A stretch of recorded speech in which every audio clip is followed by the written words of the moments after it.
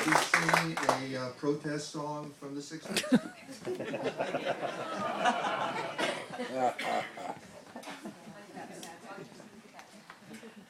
Everyone loves a good fairy tale. When I was growing up in my own land of Disney, before it was created by Walt, I used to sing lullabies and read fairy tales to my mom before I put her to bed each night. Her favorite tale is enchanting, but whenever the story is told, the storyteller can lose a great deal in translation. So I bet none of you have ever heard the complete, the flushed out, the full-blown, consummate version of Rumpelstiltskin.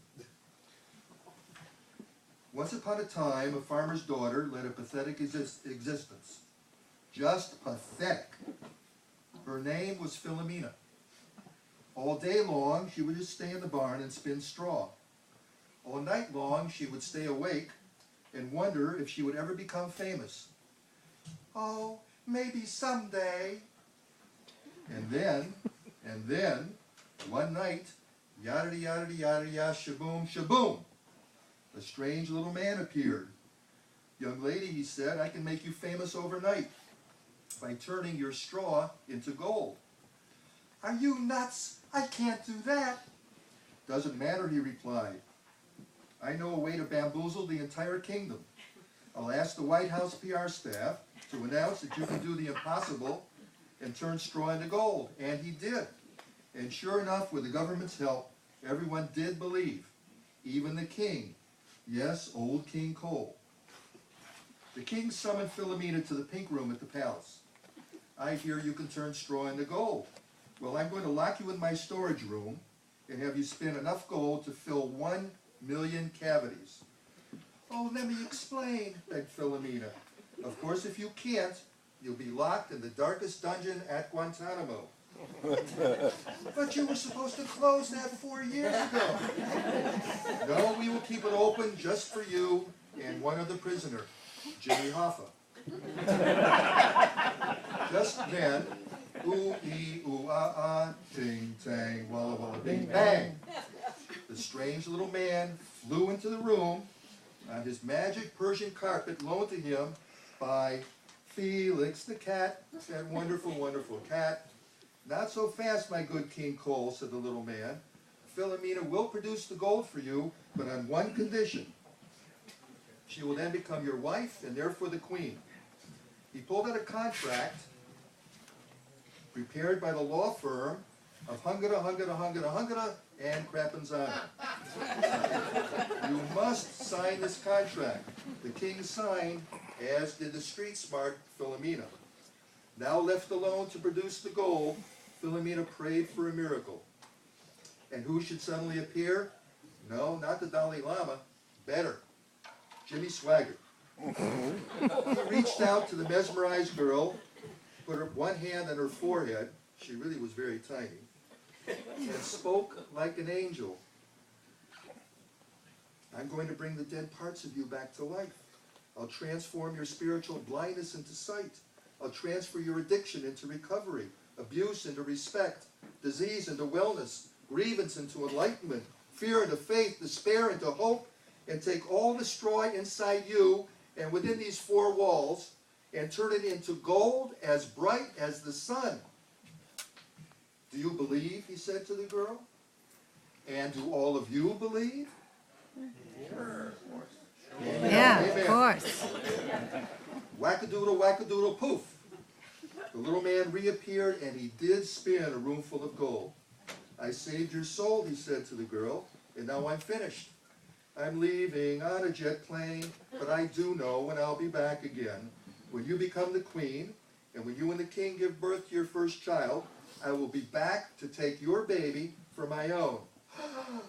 Take my child? What are you talking about? It's in my copy's in the contract. Your child will be mine. Philomena was horrified. Horrified. Just horrified. Go ahead, have your kid, and then, na-na-na-na, na-na-na-na, and kiss him goodbye. Philomena was so stressed out, she reached for her yoga mat.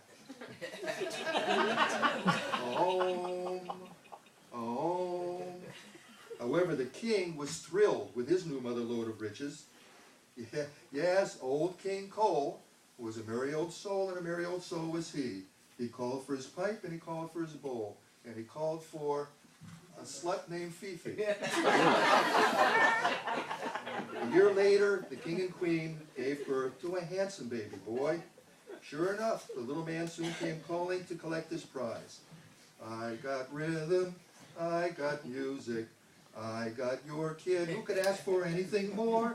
Who could ask for anything more? However, Philomena was not willing, like I am, to surrender to a cheap trick. That's okay, I can wait. She had reread the contract and found a loophole. If she figured out the little man's name, she could keep her baby. Philomena spat out dozens of names, from Ahasuerus to Zebediah, even tossing out the completely made-up, most ludicrous name of them all, Rudy. But alas, none of them were right. As the little man celebrated by throwing his fedora high into the air, not so high into the air, there was a knock on the palace door. Thwank, thwank, thwank. Now who could that be? Paul Bunyan, of course. He explained to the queen, I was walking through the woods when I see this little man chanting, Bee-bop-a-lula, he's my baby. Bee-bop-a-lula, I don't mean maybe. Bee-bop-a-lula, he is my baby now, my baby now, my baby now.